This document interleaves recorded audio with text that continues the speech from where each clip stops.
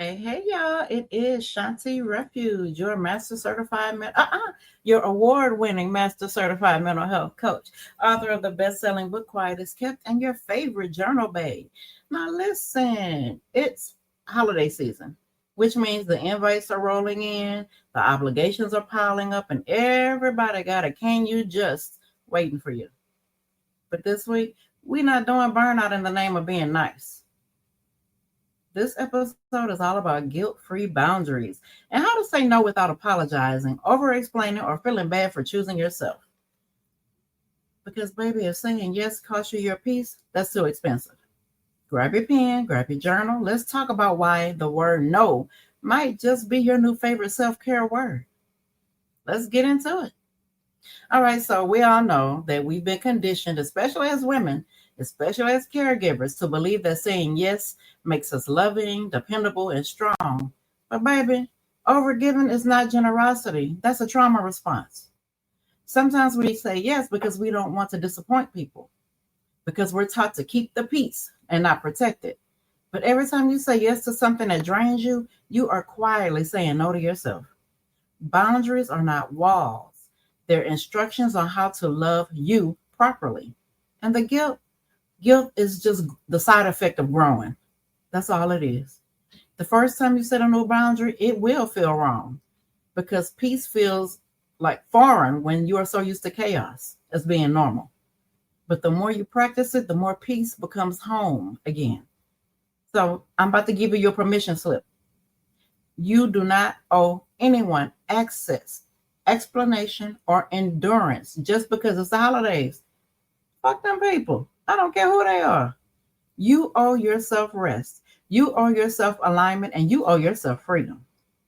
Now, let me just tell you. I always have to give my side of the story type story.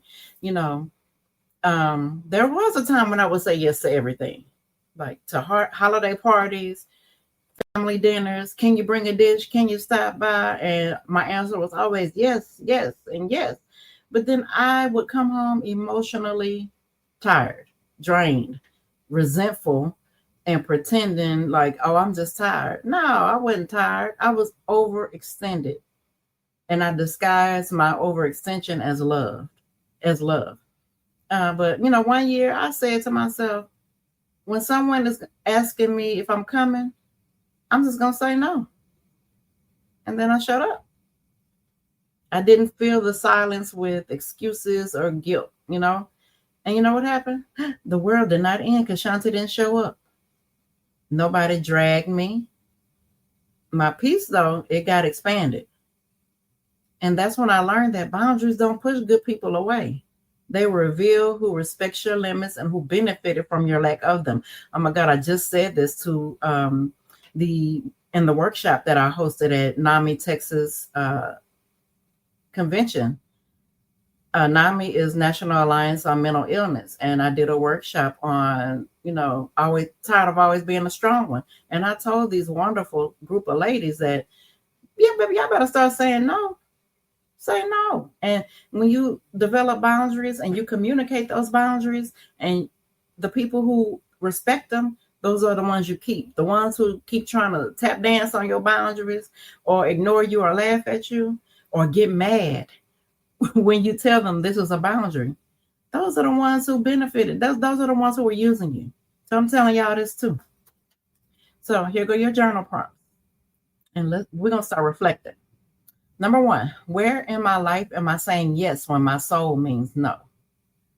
You know how somebody say, hey, can you do this? And you quick to say yes, but in your brain is saying, girl, no, tell me yes is no. But you say yes anyway? Yeah.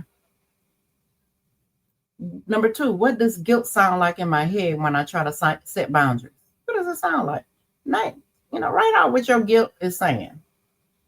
Number 3, who taught me that saying no was unkind? And is that still true? I think we all know the answer to that one. Who taught us that?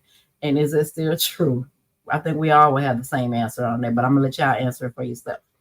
Number 4, what's one boundary I can set this week to protect my peace? So these will be in the description. I want you to write them down. Sit with what comes up. Don't edit. Don't judge yourself. Just be honest.